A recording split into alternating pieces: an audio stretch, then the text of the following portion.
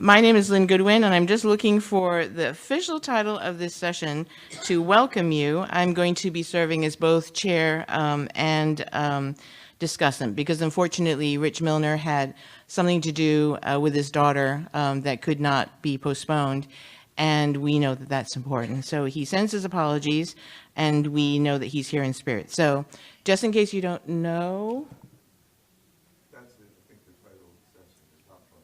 Yeah, but it's Ken's title. Okay, right, the top part. The title of the session is, it's a longer part than this, I'll read the whole thing. Democratic Education, Race, and the Classroom, Content and Pedagogy in a Diverse Society. And this is the way we're going to structure it. I'm going to time keep. Each person will have 15 minutes. We're just going to come up one at a time to talk here. And once all the three presentations are done, then we'll all come up on stage. I have a couple of comments, or maybe none, for discussant, so that there's more opportunity for discussion. We'll come up and we'll just have kind of a free exchange. So I'll introduce the three presenters in order. Ken Zeichner from the University of Washington will go first. Cindy Cruz from UC Santa Cruz will go second. And Dave Stovall from the University of Illinois in Chicago will bring up the rear. I'll serve as discussant with a couple of questions. So each person is addressing a particular question, and so without further ado, I'll ask Ken to come up and begin that first conversation. Thank you. Okay, good afternoon. And what I'm going to talk about in the few minutes that I have is advancing teachers' understandings of culture, language, race, class, gender, and other forms of difference with regard to the curriculum and pedagogy in teacher education programs. These issues are often approached through adding courses in multicultural education to programs. And those courses are very important and they accomplish some things. But I'm going to argue today that it's insufficient and focus on the issue of not what knowledge, but whose knowledge, to bring that up. And argue for what I call an ecology of expertise in teacher education programs that brings together the expertise of program teacher educators, whether they're in universities or not, K-12 educators, expertise, and expertise from the local communities that are supposed to serve the schools where we prepare teachers to go. This is a photograph of a session at the University of Washington. It's a session for our elementary and secondary teacher candidates on disrupting the school-to-prison pipeline. This session was co-planned by two community-based teacher educators and some of the university-based teacher educators. It involved a number of people from the community who have expertise and experience with regard to the school-prison pipeline. And then this photograph is of a conversation, and in this photograph you see there are K-12 educators, both teachers and principals, there are university faculty, there are teacher candidates, and there are members of the broader community, community elders, community educators, community activists, and parents who send their kids to public schools. And I will argue that this kind of bringing together of the expertise of people who have different kinds of expertise is lacking in most teacher education programs. And I just want to spend a second clarifying my sense of teacher education programs. I see a number of different kinds of programs. Community colleges, colleges and universities sponsor programs. We have for a number of years now, non-college and university programs that partner with colleges and universities, such as Teach for America and TNTP, formerly the New Teachers Project. We have independent teacher education programs that don't partner with any institution of higher education. Relay Graduate School of Education, High Tech High, Match Teacher Residency. If you saw the billboard coming in from the airport, do you want to teach? When can you start? That's Texas Teachers, is a large producer of teachers for the state of Texas. There's so much variation within all those different types of programs, you really can't tell that much about the programs just from who sponsors it. Range in terms of what they do, and a large range in the quality of what they do. And so I have a number of different ways that help me make sense of programs, and this is one of them, Teacher Education 1.0. When some of the new entrepreneur developed programs came into the field a few years ago, they started designating themselves as Teacher Education 2.0.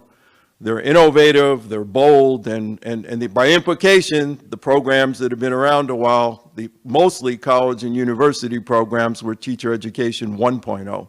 Obsolete, out of date, and they need to get up to speed.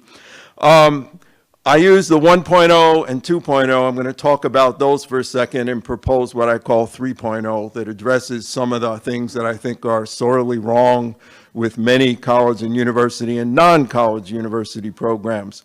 In a 1.0 program, the emphasis is on academic knowledge. Many of these programs are universities. University programs have become much more field-based, school-based than they were in the past.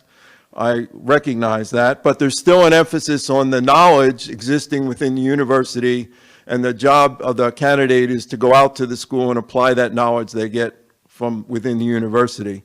These programs, for the most part, have largely ignored expertise in the local communities surrounding the schools that they send their teacher candidates to teach. In Teacher Education 2.0, which again are these programs coming in saying universities are too theoretical, we need to focus on practice, and universities do have focused more on practice than before.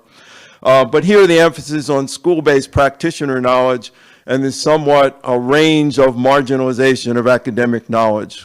Some of these programs emphasize school-based knowledge, and they have a theoretical component, like a number of their residency programs, for example, where residents may be in the schools 4 days a week, but they haven't wiped out the theoretical component. And then there are other programs that say that theory is not essential, and people can learn to teach on the job with an apprenticeship with a master teacher, and theory is not needed.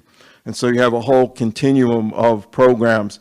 But they too, these programs also, for the most part, have ignored involving people from the local communities in the actual preparation process.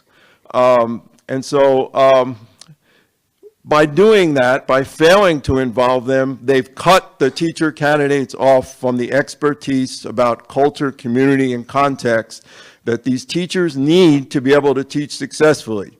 And I'm going to talk a little bit about that. Teacher Education 3.0, creating a space, and there are different structures under which this space can be created, where community educators and activists, university or non-university program teacher educators, and K-12 teachers and administrators.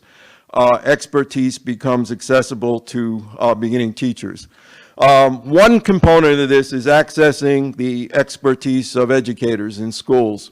I'm not going to talk about that today. It's certainly part of it, but I have a limited amount of time. I'm going to be dragged off here in a minute. So I want to focus on the community part because I think that's been most neglected. Accessing community expertise is work that I've been doing, trying to figure out how to do in the programs I've been connected with for 41 years. This is my 40th AERA. I mentioned to some yesterday. These are 3 photographs from the University of Washington program, where we recently have done some work to try to engage people from the broader community in the preparation process. This photograph is of 2 parents in an elementary school in Seattle having a very intense and intimate conversation over a couple hours with a small group of teacher candidates in our elementary program, where the candidates they develop relationships with these community mentors over time, and we find that they open up to them about things, questions they have and concerns, and they receive guidance from the community mentors. And these two are parents who send their kids to this particular elementary school. We bring into classes, we bring groups into classes. This is a local Muslim advocacy group in Seattle that comes into a class, and connected to the curriculum of that class is offering their expertise with regard to particular issues. And the last one here is a panel. Panel is one of the formats that we've used, where this is a panel of parents who send their kids to Seattle Public Schools, talking to the candidates at the beginning of their program about their hopes and their dreams for their children in the schools and the kinds of experiences that they've had both with their kids and themselves dealing with the Seattle Public Schools. So there are a variety of ways, but the important thing is they're involved in the actual process of preparation, and that the ways in which they are involved and the ways in which this involvement is connected to classes they need to be the community educators, community teacher educators need to help conceptualize and plan those activities. This is different than just bringing guests into a class to do a one appearance. They're part of the team of, and so I want to assert some things. That schools cannot teach children well if their teachers lack an understanding of their students' cultures, lives, and if they lack meaningful relationships with parents. Sarah Lawrence Lightfoot, 1978. It's been said long before that, but it's something that is still true. Bridging the classroom, community, and school divide is an essential part of the struggle to make schools more equitable and just for students living in poverty. That the school divide from the community is a problem that's existed, and we have examples like James Comer schools as just one example of when you begin to bridge that divide and bring parents into interaction and trusting relationships develop, things to begin to change academically. Many teachers enter school without a real understanding of their students' lives outside of school, and they don't have confidence when they come out as beginning teachers to go out into the community, to learn about the community, to interact with parents in positive ways where it's an interactive process. And my final assertion here is that communities can help educate the kind of teachers we need, along with these, K-12 educators and the people from the programs. And it's still the case, James Comer not too long ago reflecting on urban schools, many urban schools are still isolated and disconnected from the neighborhoods that they serve. So there's been a lot of rhetoric over many years, and it's still true. We found in Breiken-Schneider's work in Chicago, where they looked at school reform in Chicago, that trust within a school and between the school and the families that were connected to that school was an important element of success in certain elementary schools that they looked at.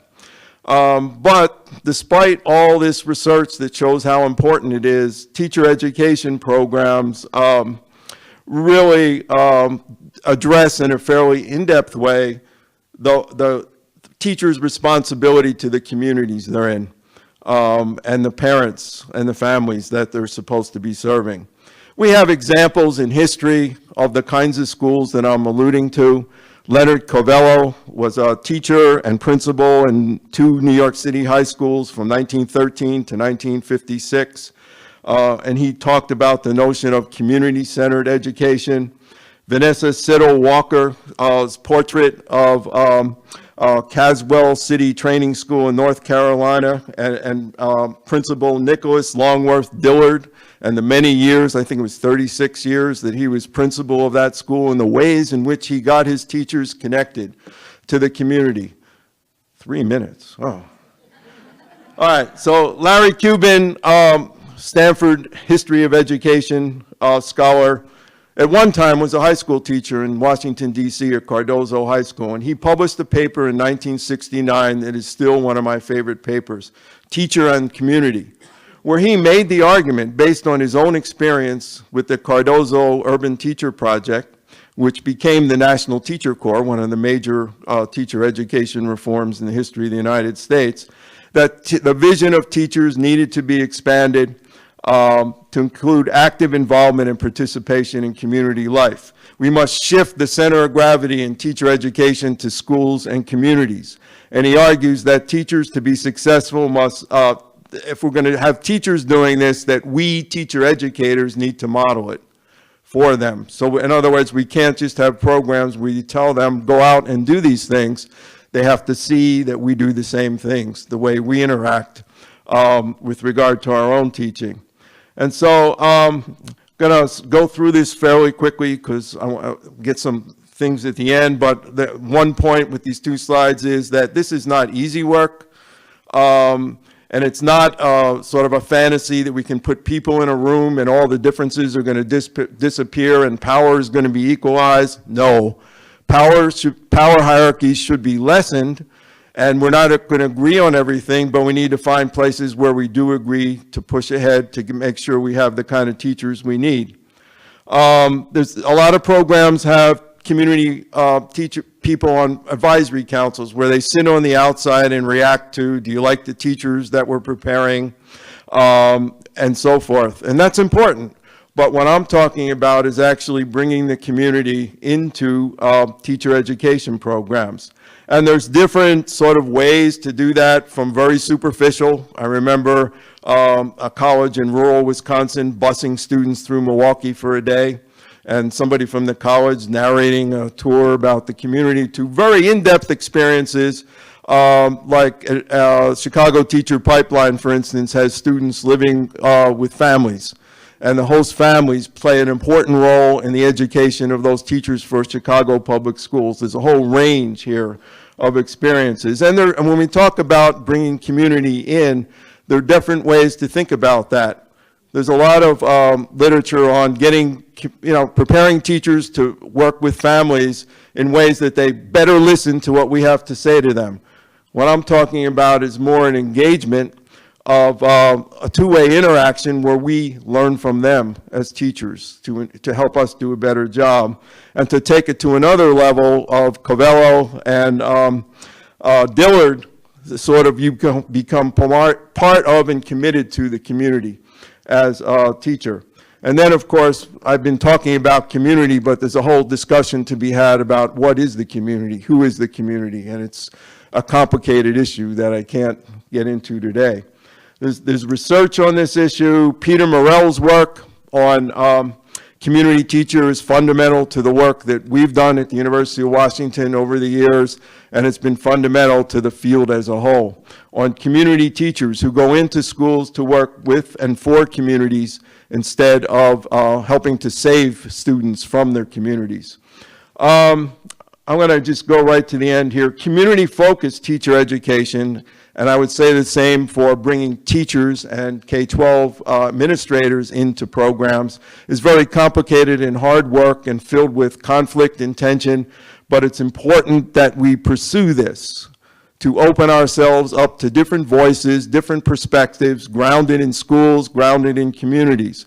Because I believe very strongly, after 41 years in the field and some additional years as a public school teacher, that parachuting teachers into communities who want to save students will continue to widen education gaps. And I'm not just talking about Teach for America, I'm talking about many university programs that do the same exact thing, parachuting teachers into communities.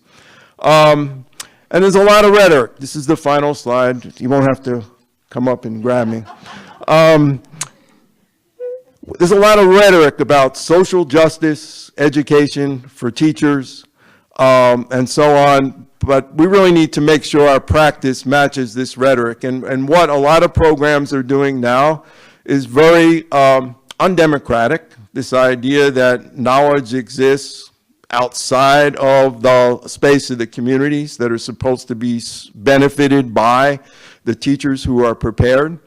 And we need to make sure that our teachers see that we are doing the same kind of practices that we want them to go out and use in schools. Thank you.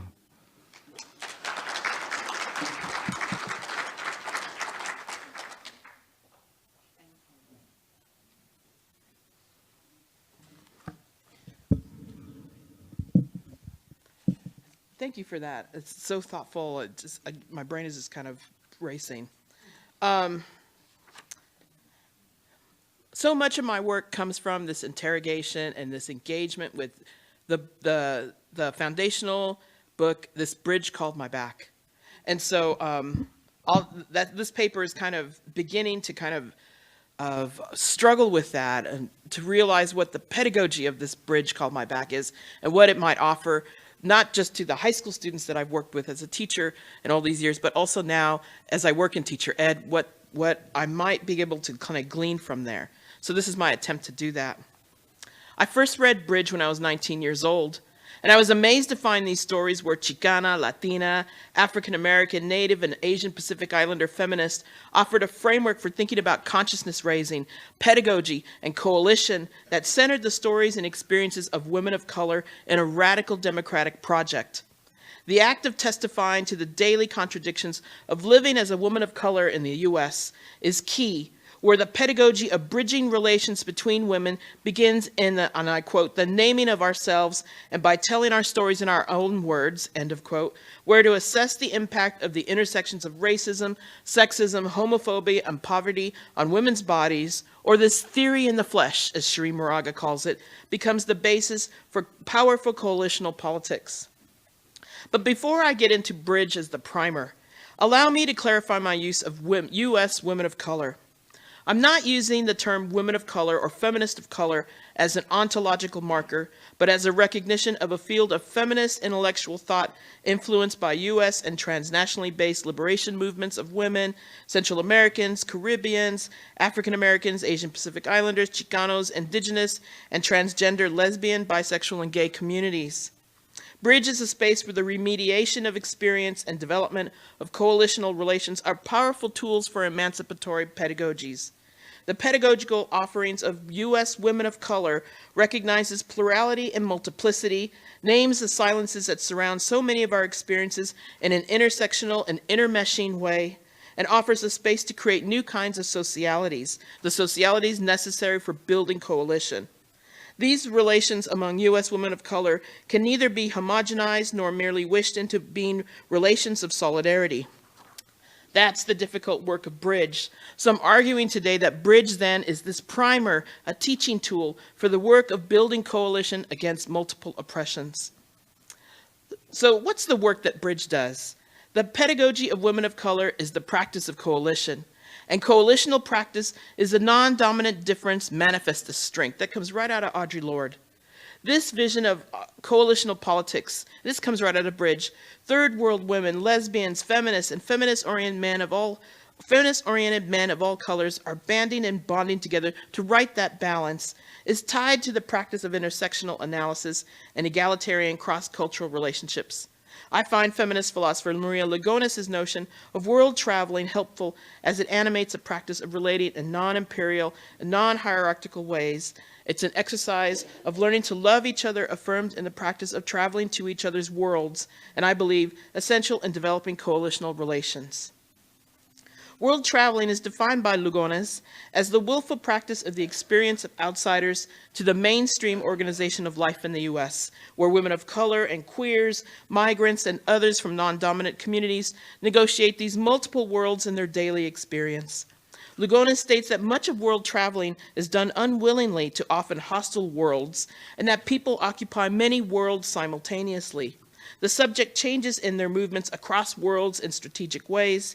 To travel to someone else's world helps us understand the resistance to partial and often dangerous constructions of the self. World traveling also makes clear the barriers to coalition building as we're able to perceive what it is to be them and what it is to be ourselves in their eyes. So, I have this personal example of coalitional relations. All my years in school, I've played rugby. And I've played many sports, but I've never found anything as close to the camaraderie of the rugby that I played with for over 10 years. Same women. I'm sure what made it even more enjoyable was that we won often. We had a collective vision of becoming national champions, and we were arguably all friends, at least on the pitch. But what I realized after all these years of being retired from rugby was that it was one of the few places where I've practiced something like coalition. In rugby, you can't pass the ball forward, but only laterally. Unlike the specialized positions in football, which matches capitalism quite well, right? Rugby is a game where every player is valuable no matter your position. And if you want the ball, you support the ball carrier, because eventually the ball carrier will need to pass the ball to a teammate in order to continue the play and move the ball downfield for a try. When you want the ball, or when you know that your teammate carrying the ball forward is going to get tackled, you call out "with you," as in I am with you for a pass on the right side, or I am with you for a pass on the left. I always knew my teammate Sue would always be supporting me on my left. She would say "with you," and I would pass the ball laterally, and now I became her support. The relationship is horizontal, because when you pass the ball at a full run to your teammate, and when it's done, it becomes this joyful exercise of coalition. So I'm sharing this example of rugby passing because it's one place where I've been able to practice and experience non-hierarchical horizontal relations with others. There is a pedagogy to rugby, and I learned to be with you through the many afternoons of practicing this relation until my teammates and I could do it even as we were getting tackled. Now, as a scholar of pedagogy, I'm trying to figure out ways of helping these new teachers in California public schools to develop skills of coalitional relationships for their work in their classrooms with students and their families. I'd often imagine what this relation of being with you might look like for these teachers and students and their families as they struggle daily with the new worlds of public schooling, testing, value-added assessments, and all the new kinds of educational policies that pile up on top of each other. If being with you is the relation necessary to build coalition and a radically democratic education, and I'm thinking in my paper, all I want to do is think about transforming the social like this relationship between two people, right? Or to simply build relationships with your students and their families that are not based on dominating them, then how can I move this idea forward with my new teacher credentialed students? So I tried it out. So I teach foundations at UCSC. I usually have between 31 and 35 students in my classes. I have both single and multiple subject students. Our teacher ed programs are probably a little bit more diverse than others, but not much more. We have about 60% white students, 20% Latinos, 25% African American, and a sprinkling of Asian American students. Teachers range from age from 22 to 36. Most are upper middle class.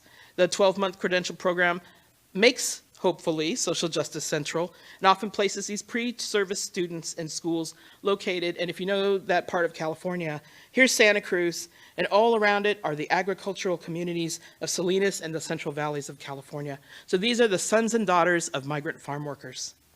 My goal for this research project is to emphasize the reflexive skills of pre-service teachers necessary to help them think and write about coalitional relations. I wanted students to see how their journal entries and all these things, I wanted to collect all those things of theirs. I'm interested in how they exercise the concept of coalitional, non-hierarchical relations. I want to see, could they write about it? I had all these guiding questions. And could I create space in my classroom where pre-service teachers' personal narratives could be shared, critically examined, and interrogated in supportive space? And yet, in order to make this work, I have to facilitate community with all its contradictions so carefully in this classroom. So let me give you some examples. I have one example. It's Teacher K. This is her voice. By most qualifications, I was what many considered an at-risk youth. I grew up in a low-income family, first generation on my father's side. I've been a foster kid, homeless, and in special ed. I fought my whole life to stay away from that label of disadvantaged, because with the label comes pity, hopelessness, and a belief that my background makes me incapable of success. That's Teacher K.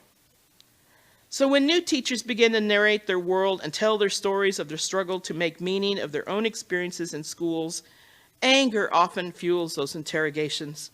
And Teacher K pens a powerful response to the contradictions of her experience as a child labeled at risk, and now the partner of a soldier who's deployed in Afghanistan. Here's Teacher K again. I never understood why we had holidays that seemed to celebrate the destruction of entire civilizations. As an adult, as an army wife, the questions became even more pronounced. I knew what it was like to stay awake for days worrying if I would ever see my husband again, to cry alongside the other families as we laid a soldier to rest.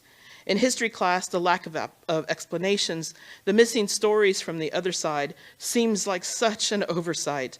But in the real world, this oversight is the basis for pain, suffering, and the continued fighting that takes thousands of lives every year. Because of what I saw, but I could never communicate to my husband, was that while we were suffering the loss of friends and family, so were families on the other side. And there are no winners in war, but you don't learn that at school, and now I know there's a reason for this silence. Teacher K struggles with the contradictions of how her partner's participation in the war in Afghanistan and her understanding of the complicity of schools in silencing of other people's histories. But she's also aware that she cannot share this knowledge with her soldier husband. The gender norm for Teacher K would be to support her husband in the field. She's supposed to be the good army wife in this social arrangement she's inherited. K struggles with these racially gendered social norms that dictate how a military spouse should act in the world. And despite the regret in her understanding of her experience with her soldier husband, Teacher K writes with an anger that focuses her analysis. In her examination of the paradox of her life, Teacher K begins to develop new knowledge that comes from this interrogation of the intersections of her experience of being a military spouse, of her own history of education where she was labeled as deficit and disadvantaged, and of her critical awareness with the complicity of education, particularly in the ways we teach history with U.S. imperialism. In group discussions, Teacher K's classmates supported her anger of the contradictions of being an Army spouse, a teacher committed to social justice, and the silence between her and her soldier husband. Anger for Teacher K becomes an essential analytic tool for her emerging critical consciousness. The practice of reframing narrative happens with teachers who are also struggling with questions about their experience. When anger is affirmed by the other teachers in the course, or in other kinds of consciousness-raising contexts, it has the potential to become what Audre Lorde writes as focused energy, as analysis. Teacher K begins to trust her own assessments and taps into her personal history that she had perceived as shameful or pitiful, and yet the writing and revising of her narrative with the affirmation of the other teachers of the class, and through their responses to reading this bridge called My Back, Teacher K begins to grasp how to reframe or revise her narrative, a radical alteration of how she understands her experience. I think that's key in thinking about bridge. Bridge is about allowing people to analyze or interrogate the body in pain, and through that interrogation of the body in pain, that is that beginning of like consciousness raising, that is the beginning of understanding this kind of intersectional analysis needed to kind of move things forward. But also, anger is so important here. It becomes a theoretical prism that helps Kay think through her experience in schools. And within this practice of remediating the narrative of her life, and with the support of the colleagues around her, Teacher K is able to revise and revision. I love that, like back to writing her stories of contradiction and move to a space where her struggle to create an alternative understanding of her experiences becomes a powerful, important move into critical consciousness. I want to think about remediation all the time. Not remediation the way we've talked about it before, but where we think about the writing and thinking skills of students of color as deficit. I want to think about remediation as how it categorizes students as, I want to think about it as the way Chris Gutierrez talks about it, to reconstitute the notion of remediation into new contexts where it is about transformative and centers learning's experience in ways that are expansive, robust, and critical. And I want the pre-service teachers I work with to develop these practices of revisioning or remediating their narrative, to think and write against the grain of power, to write their own stories of resistance. Again and again, I want to go back to that writing is thinking. And I feel like what I'm trying to do in these teacher ed classes is to create this kind of, McLaren and Giroux wrote about it in the 80s, this idea of the transformative intellectual, but to really like to think about writing in these ways. And so I go back to Bridge again and again. When you look at the UC's writing programs, their mission statement that's on their website, it says that California or UC students should be the kinds of writers who are able to look at their world, understand where they are in it, be able to write and describe their experiences in this world and then theorize about it. And I think, well, that's what Bridge does, right? That's what those writings of Bridge does. And I feel like this is the writing practice that I want to pass down to my students, so that this idea of being an intellectual now, a community, a change agent, or intellectual, where that kind of work is part and parcel of what it is to be a teacher in California.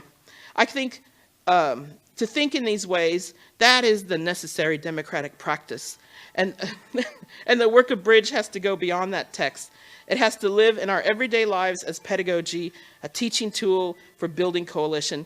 Because if teachers are unable to revise or remediate their own narratives, then they'll narrate what the hegemon gives us. Thank you.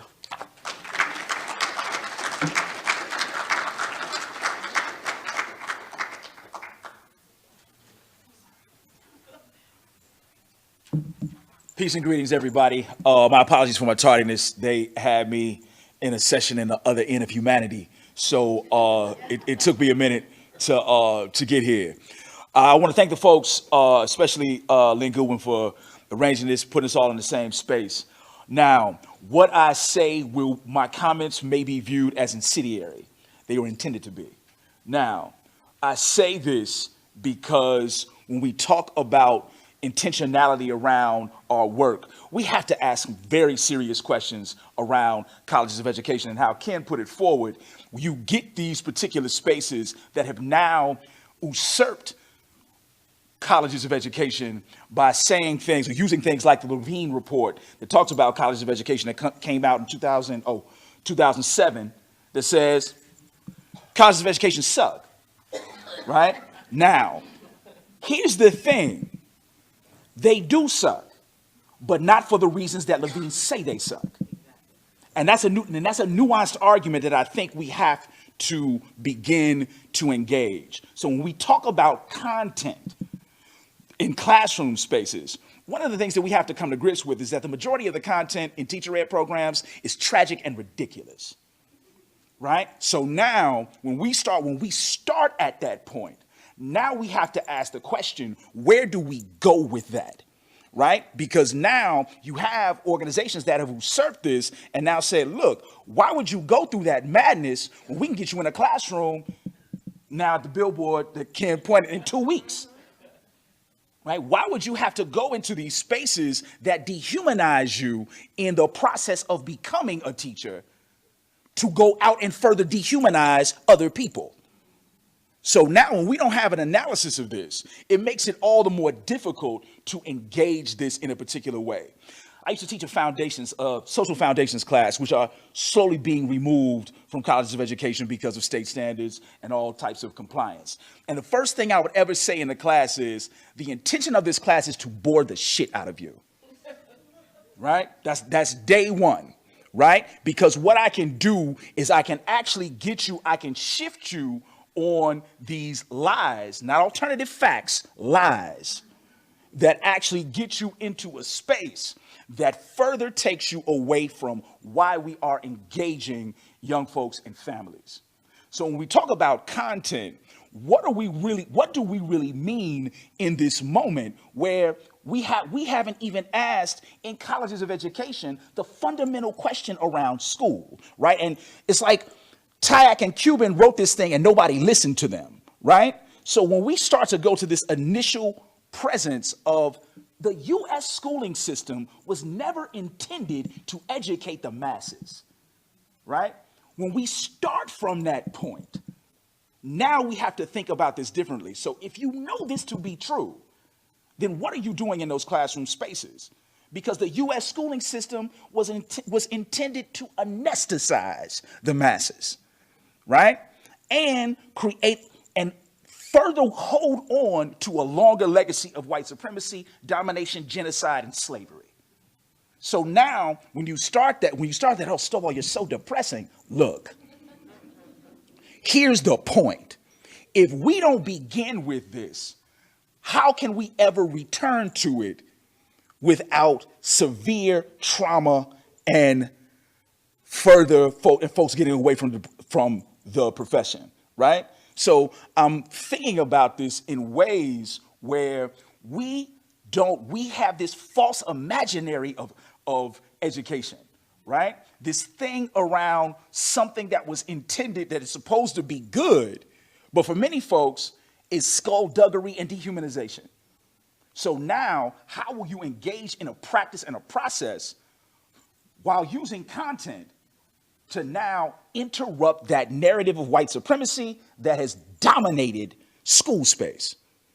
And how will you do that in spaces that now threaten, in the contradictions of capital, threaten your employment?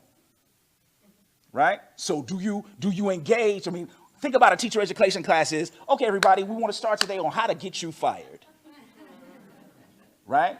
In real time. So now when we start to think about this, we have to begin to remove these assumptions and now start to think about how do we engage things. And it's not to just incite folks, right? But it's actually to think about this a little differently, right? So if we read Noah Webster, right? And Noah Webster says something like, true democracy is total anarchy. This is one of the quote unquote founding fathers of US schooling. What does that mean? Right? Because he said we need a system that will imbue citizenry and productivity and a way to deeply affect a patriotic zeal for this particular space. Now, that becomes extremely problematic when we start to engage in a critical history of this space. And a lot of times folks say, well, Stovall, people can't take this. That is not my problem, right?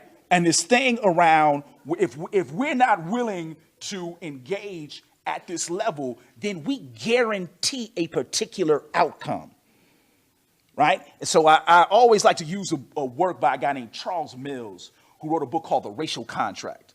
And he says the racial contract, and he's refuting Locke and Hume around a social contract. He says the social contract is racialized, and it's racialized, and he read a book by a woman named Carol Pateman called The Sexual Contract. And then they wrote something together called Contract and Domination. So now, when you start to think about the ways in which this ontological and epistemological contract, now, I'm employed in university, and I hate these big-ass words, right? So when we talk about this ontological things, we're talking about a way of being, right? And when we talk about an epistemological contract, we talk about a way of knowing. So this way of knowing and being is now contractual.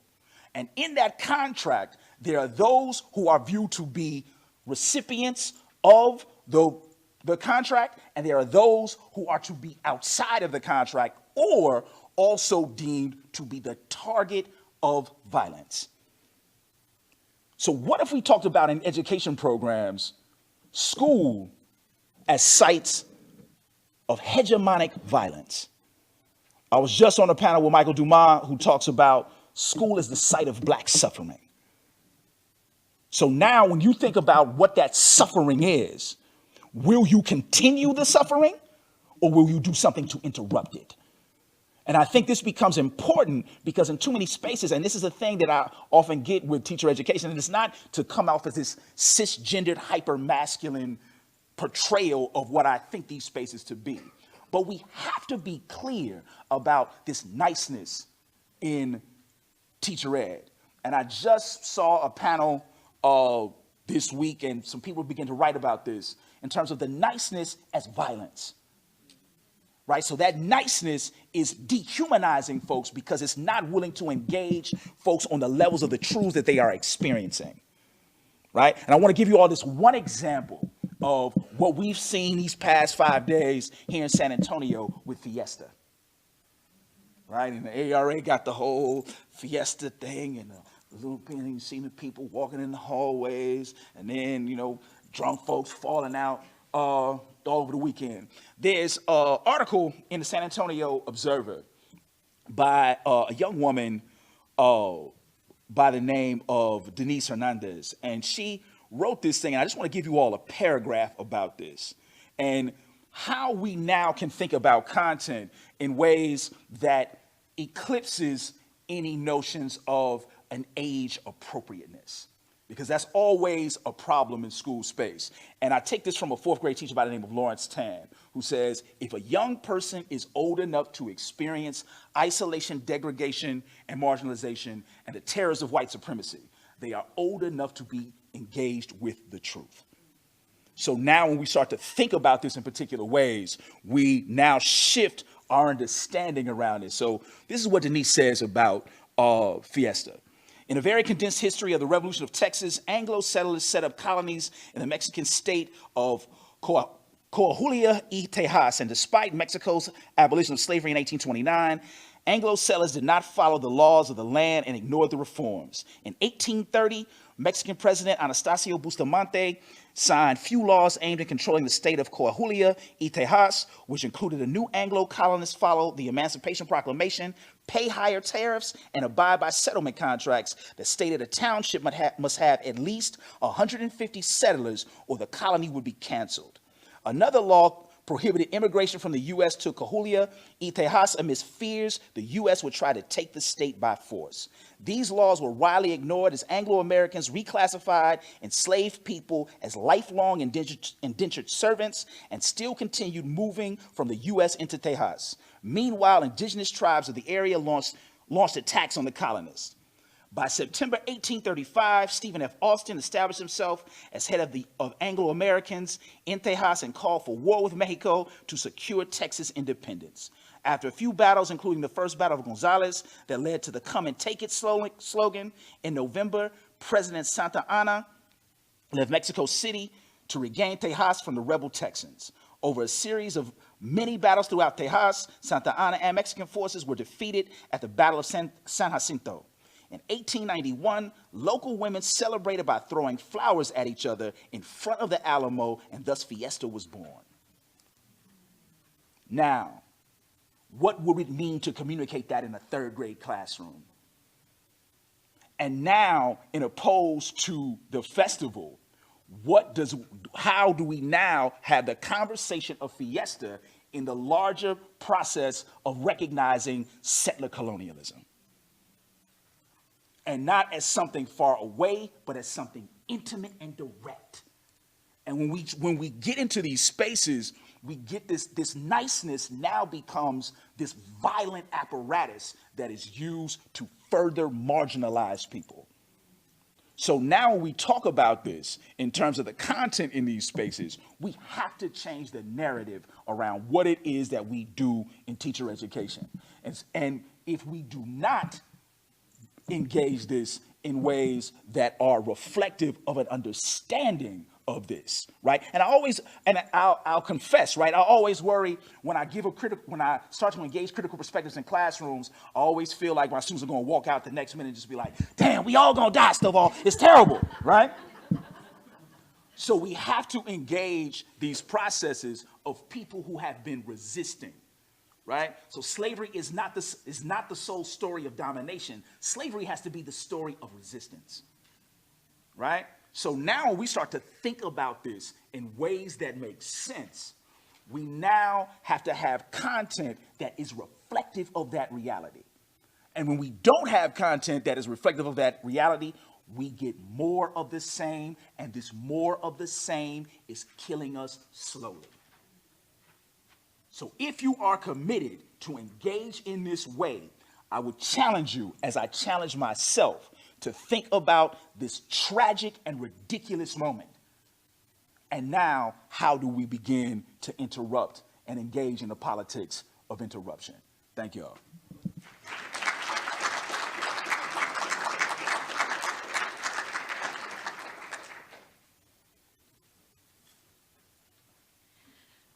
So it's very bad to follow David. How could you do that to me? I'm reading your work. You are too kind. So I'm actually just going to say a couple of things because I think that the most important thing to do is to have more discussion. And I'm sure that there are many questions coming from the audience. So in keeping with Dave's with his presentation, I just want to share with you a couple of things.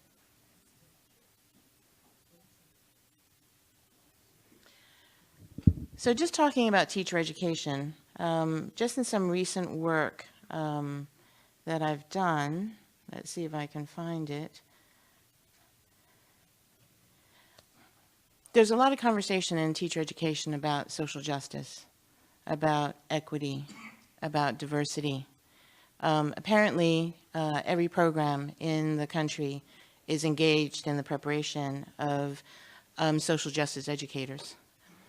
So if we're doing such, a rigorous job around this, my question then is, how come we don't have more justice, more equity in schools? How come our pre-service teachers are going out feeling as though they're either unprepared or they're blind, unconscious of the work that they are supposed to do? So I'll share with you just a couple of things from my own work that I think punctuates some of the lack of content, the lack of attention, despite the rhetoric that is so problematic in our profession and our work. So I recently did an examination of 6 key teacher education journals between 2005 and 2015. And these are journals that teacher educators write in, and these are journals that teacher educators read from. They represent some of the most important work and the most highly cited work in our field. So these 6 journals had, between those in those 10 years, 3,939 articles. And in that large, very extensive group, only 13 of them included the word immigrant, immigration, immigrate, anything about working with newcomers today. When I looked a little deeper, I was able to surface 177 articles where there was some attention paid to issues of diversity in education. But all of these were, sort of very, very broadly defined with a great deal of focus on English language learning. So do the math, 3,939 over the last 10 years. So somehow, and that's, 177 and 13. We're not doing a good job here. We can't pretend that we are. We can't pretend that we care about it because we're not talking about it. Part of the reason why we're not talking about it is I think that we don't know how to talk about it. So in a study recently that I did with colleagues of teacher educators, this is currently practicing teacher educators, 293 people responded to a survey, and then 20 of them were sampled for follow-up interviews. And what we did was we asked them questions about, preparation, knowledge, skills, etc., across 8 domains, but we created a 9th domain around questions, issues, and topics of social justice, and we embedded them in the other 8 because we didn't want to identify, like, ooh, this is the social justice section. And what did we find? We found that that teacher educators of color were more likely to feel that issues of social justice, multiculturalism, and diversity were important, and younger, untenured faculty were more likely to feel better prepared. But that is not good news, because across the sample, there was actually hardly any discussion, regardless of race, age, experience, regionality. I mean, the list simply goes on. And we discovered this when we looked more deeply into one of the open-ended questions that asked folks, what is it that you need to know? What is it that you're concerned about in your work? And out of 285 responses, only 13 even mentioned diversity at all. What's wrong with us? We have a lot of work to do. So I thank the 3 panelists for kind of focusing our attention on the amount of work that we have to do. And each one of them raises some serious questions, and each one of them is talking in some ways about a pedagogy of coalition.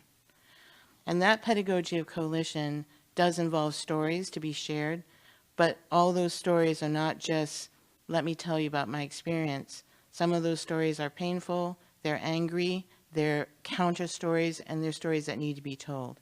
There are also stories that come from the people whom we often tell stories about.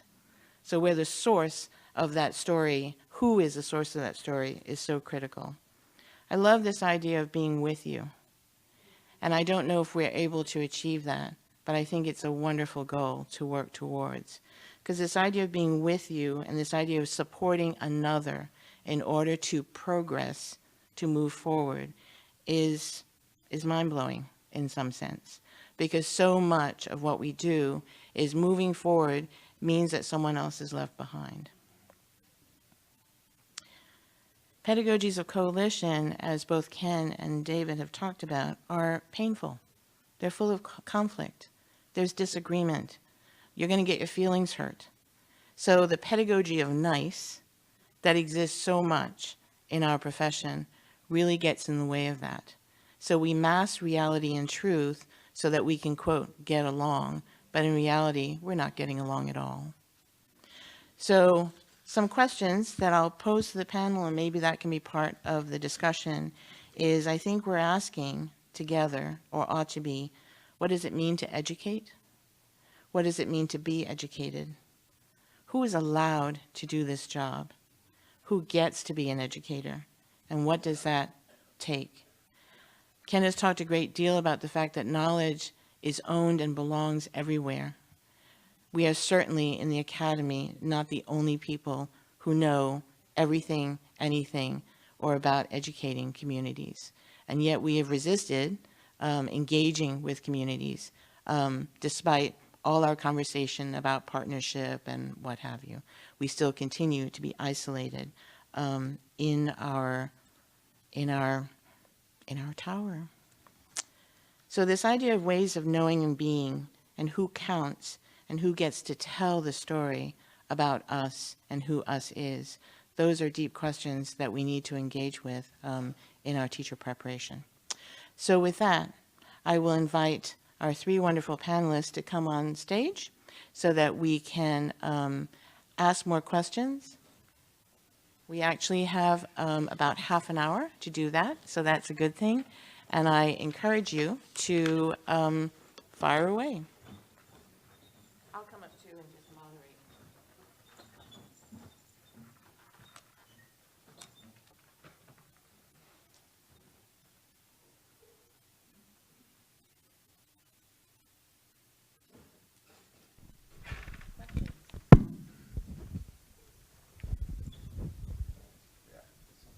Please react. I think all of us have talked about changing our perspectives on teacher education, rewriting how we think about it, changing what we do, and so on. And I totally agree with that. But I think the only way we can do that is to change who the we are. I don't think we can do that by ourselves, get a bunch of academics like us in a room and reimagine everything. I think it's the bringing of the ones out in these spaces that we don't let in. The only way we're going to do that is to open up and let others in to challenge us, and we're going to go through pain in the process of doing that. So it's not just an intellectual academic discussion where you draw diagrams on the board and everything's reimagined. It's going to be hard, but I agree with both of you that it's absolutely necessary.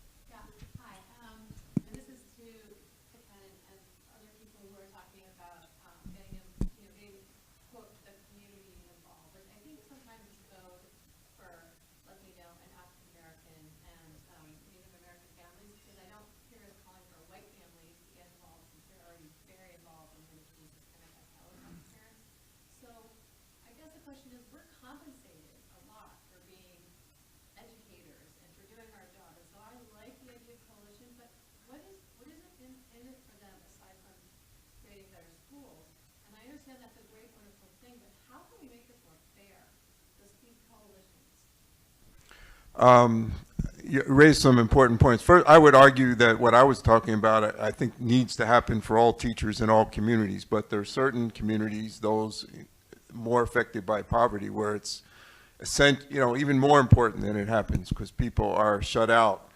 I think we don't, in doing the kinds of things that I was arguing for, I don't think we ask people to volunteer their time. I think they need to be compensated. In the sort of recent incarnation of the work that I was involved in Seattle, I was approached by community activists who said, we really want to change some things about the teachers you're sending out to schools, and we want to be part of that.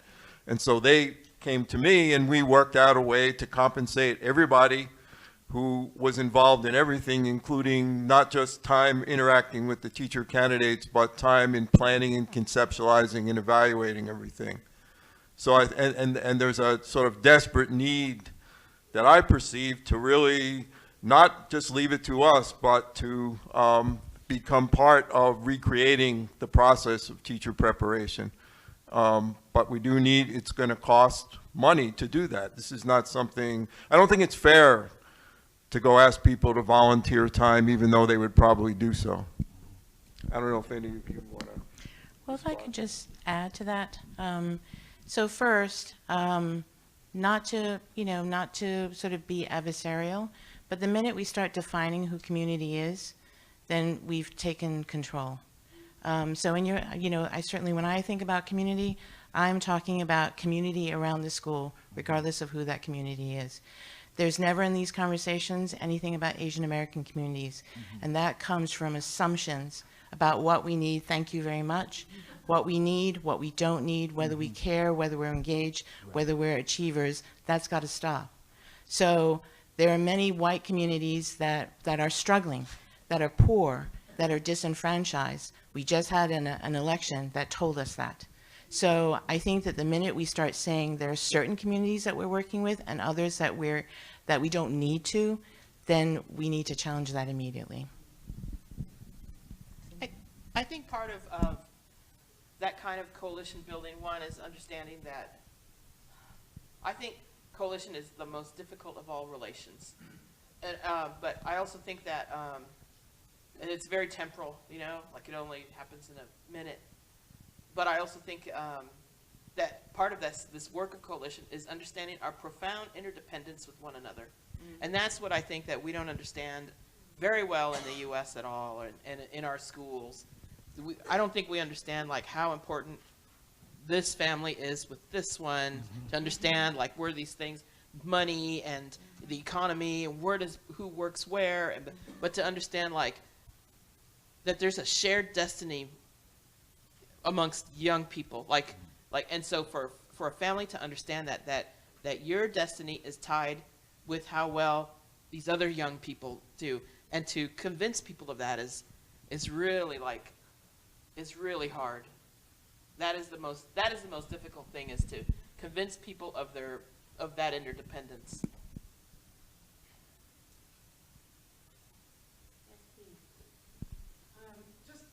I think for me the challenge is a pushback around comparing community to academics, and how do you have these conversations where when you invite community in, that they don't feel like they're being researched or tested, or that you're going to take all of this from them and then go present. And again, beyond even compensation, but being viewed as important and integral to what you're doing. I think a lot of times we go in places and we have these battles around whether what community is doing is somehow less than, because it's not academic, but in the truest sense, it is academic. And the work that they're doing, they just need the support of how we put the words to paper, but not to lessen the work that they're doing. And that's why a lot of times community doesn't want to work with anchor institutions, because the sole purpose of the anchor institution is to show how much greater they are than Right. Or to deepen the colonial project by further exploiting them, right? So this thing around really being clear about what is the interruption in that process, right? So to be intentional about that. So when I talk to school spaces, and I say this to folks, right? Given the history of the university's relationship to community space, there's no good reason for you to trust me, right? So I mean, just to start with that, right? So and with that relationship, what we can set up is this these levels of accountability that I have to you all, right? That I have to this space. You know, and this comes out in a lot of different ways in terms of, it kind of comes back to the earlier point. What are you actually bringing to, and this use, if we use, for example, a school space, right, or a community center, right? What are you bringing to that space, right? Beyond you walking around, like I see like these human development and family studies spaces, and some of you all have seen this, where they got the numbers on the back of kids, and then they got the class where you following the young person and you supposed to be doing some observation. I mean, that's a classic age-old practice, and I remember looking at it being like, this is the weirdest shit, and even the assumption that young folks aren't recognizing this. Right? So I always would love it when you would have that one young person, because I worked at a gym that was across from one of those schools. And I would always love it when I would see a little one grab their back and just like throw the number. Right? I was like, eh, right? And I would say to myself, in my head, I'd be like, that's what they should be doing. Right? This is ridiculous. Right? I mean, people looking at them and running, I mean, like following them, right? And it just became this thing around, what is that practice, and now how are you willing to interrupt that very intentionally, right? Because I think a lot of times, you know, universities and teaching become this passive aggressive space, right? Where we have to now start to think about what is a explicit interruption to that narrative, and how do we speak and enact that interruption.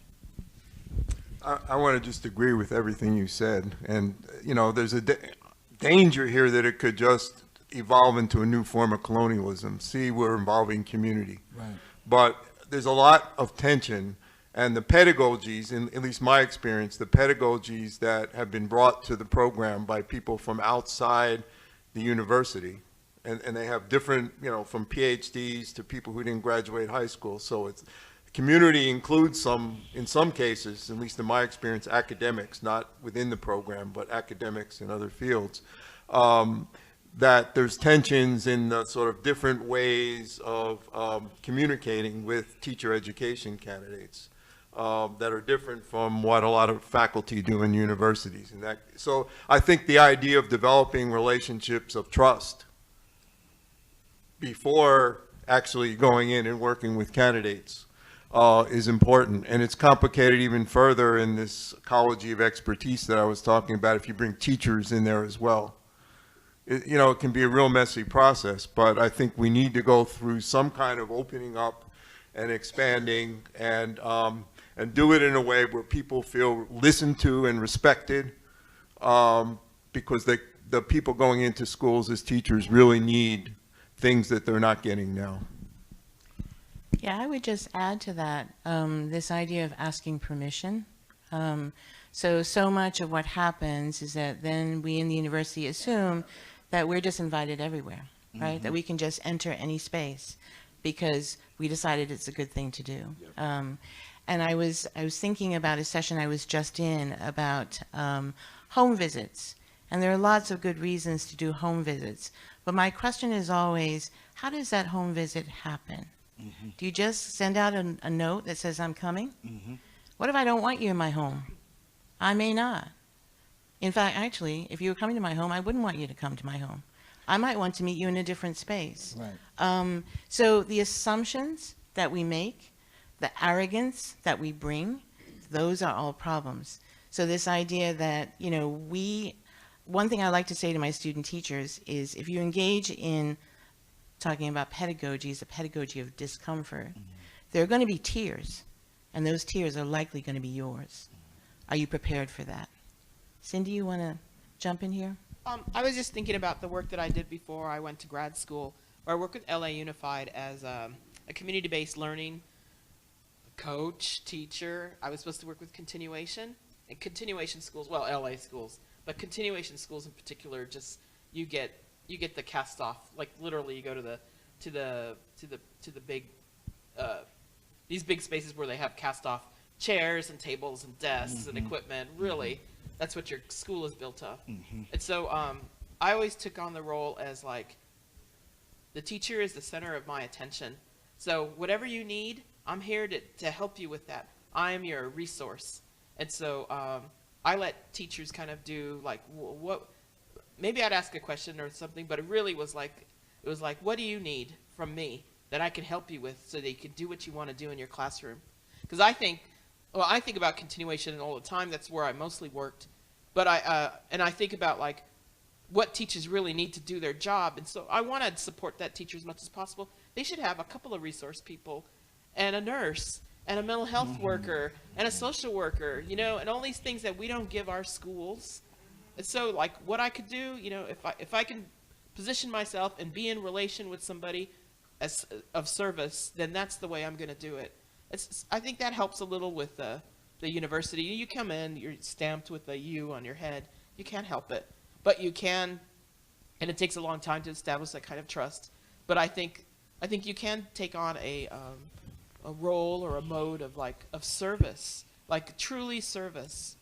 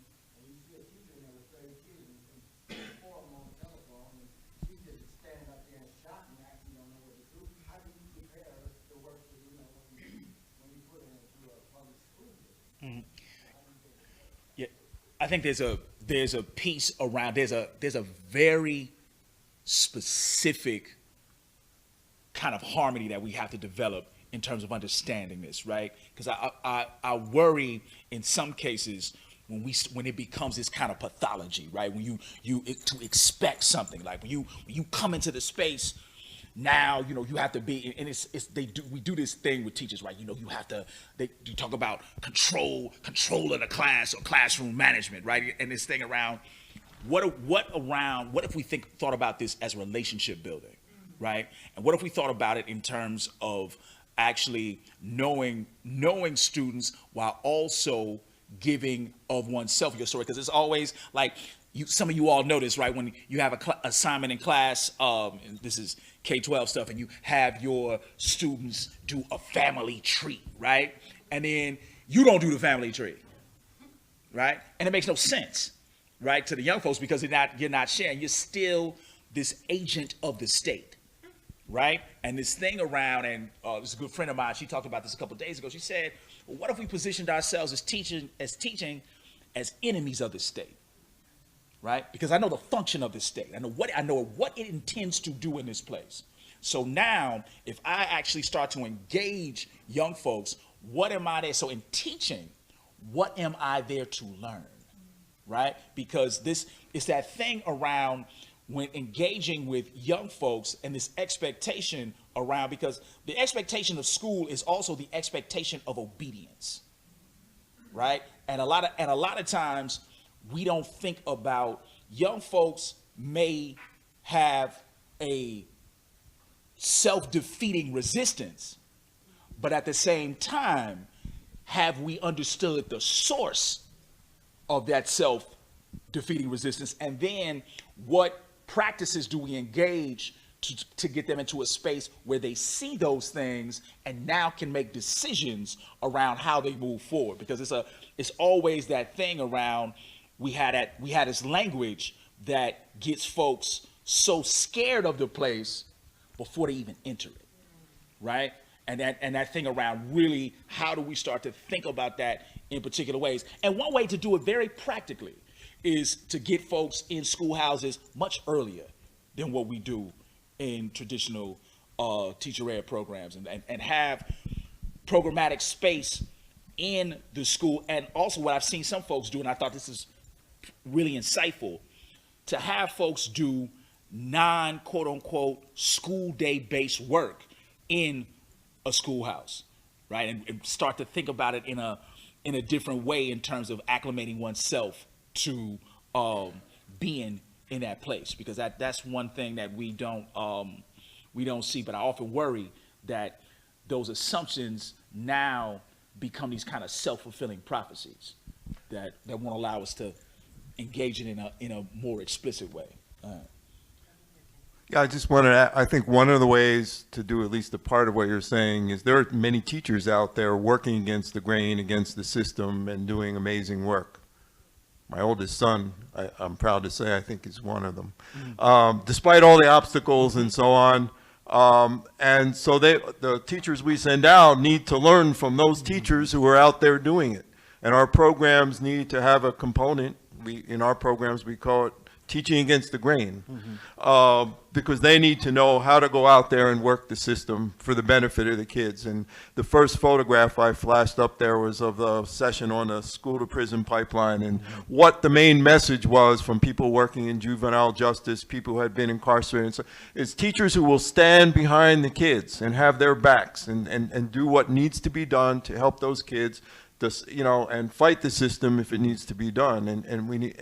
So I think it's important to recognize the work that's out there, both by community educators and teachers who are already doing that. And we who are sort of based in the academy can teach them all they need to know how to do what you said.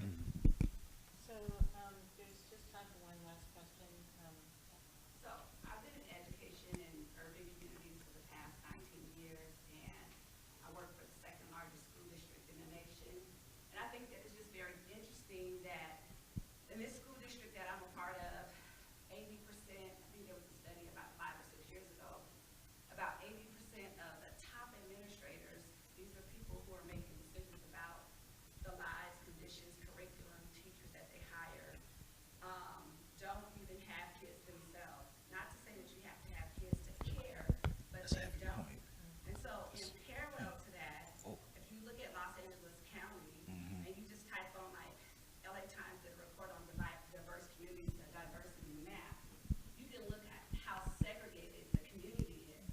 So you have these people coming to these dense urban environments to teach these youth, and they've never communicated or had any interactions with these communities because they haven't had to. So they go through high school, they go through college, they get into these teacher education programs, and all of a sudden their lives and their conditions are supposed to be erased about how they've been groomed and brought up just because they attend teacher program. It's not going to shift in that capacity. I mean, it seems like when we talk about communities, we need to do more work with diversifying our communities. If you look at that report for LA Times, you can just Google it. It shows what is the likelihood based on the number that your neighbor will be of a different ethnicity if you chose 2 people randomly. And in certain areas, you can definitely see on the west side and the north, you see the Jews over here, you see the Armenians here, you see concentrated blacks here. And it doesn't have anything to do so much with, poverty issues. You have some of the most affluent black communities where people, you can click on it and you see these people making $250,000.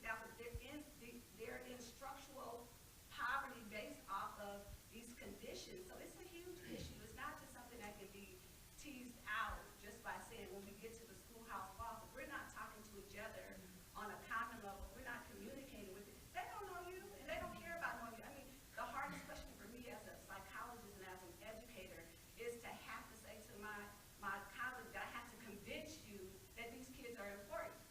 That should never be the question. Then why are you working with them?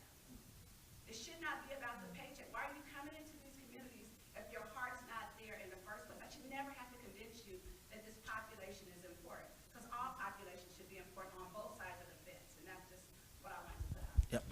And there's a point around this, and thank you for that, because I think there's a piece to this that we often miss. And I was just in a session about the rapid decline of black teachers in DC, and something that I wasn't, because we're approaching in Chicago in 3 years, we could have fewer black teachers than we had before the Brown decision. right? So this thing around, if we start to think about that in real time, so now, and I think to your point, we have to reimagine who we're recruiting to be teachers, right? I mean, there is no way around this, right? I mean, a profession doesn't become 80% white female by accident. I mean, it's just let's talk about it how it go, right? I mean, like that is 80% of all, 80% of, and that's an amazing number. 80% of all urban educators are not just white people, but white women. I mean, that's a hell. I mean, that. So now, if we don't interrogate and if we're not intentional about interrupting that, we're guaranteeing more of the same, right? I mean, and that thing around, and I'm amazed but not surprised by how reluctant colleges of education are to do that, right? Because we know another thing. It's going to take extra work to do it, right? Because we've historically been marginalized and excluded from it, right? So now it's going to take that extra work that very few folks are willing to do, right? But we have to start there. We can't be dismissive of that population, right? Because a lot of times in college of ed, they say, well, this is the population that we have. That's a population that you let come in. You didn't go get who we need, right? So that thing around really being clear about that in real ways.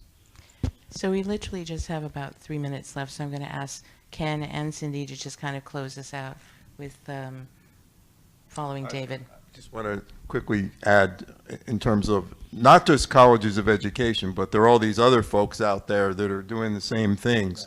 Remember that billboard that'll take anybody breathing and have them in a classroom in 14 weeks from Texas teachers. I guess my closing thoughts are related to, we really need some major fundamental change in how we prepare teachers to go into schools, way beyond anything that has gone on in the 41 years that I've been involved in teacher education. And I think, again, that we need, whoever reimagines this cannot just be the teacher educators who exist now. There has to, and this issue of having this connected to broader movements for social justice, I think is also important, because we can't accept the status quo in the way that neighborhoods have been constructed and people have access to varying amounts of quality and services related to housing and healthcare and transportation and a variety of other things. This is part of a larger project, and we have a lot of work to do, and we need to step outside of the frameworks that we've been locked into for a long time. I'm very hopeful with initiatives like Grow Your Own, like where you grow your own teachers, where you begin to kind of facilitate that early on, like in high school, to think about teaching as a career. But that needs to be also like in tandem with funding and scholarships so that people can afford the credential programs, and also like with some sort of like fee remissions or a new teacher corps that used to be like when I was, it was a long time ago, but there used to be a teacher corps that paid for your tuition, you know, to recruit students of color to become teachers. And we need to revitalize programs and fund them like that. Like there needs to be like a huge structure behind recruitment to change the face of the teaching profession. Like we need money, we need to recruit, which we do as much as we can. And I think we need to like support these students through the university. And I think without those things, we're only going to get like a handful of students of color in our programs. So I want to apologize to the questions that remain unasked, and I hope that the panelists will hang around for a little bit, because I'm sure that there are lots of folks who would like to talk to you. So please join me in thanking David Stovall, Cindy Cruz, and Ken Zeichner.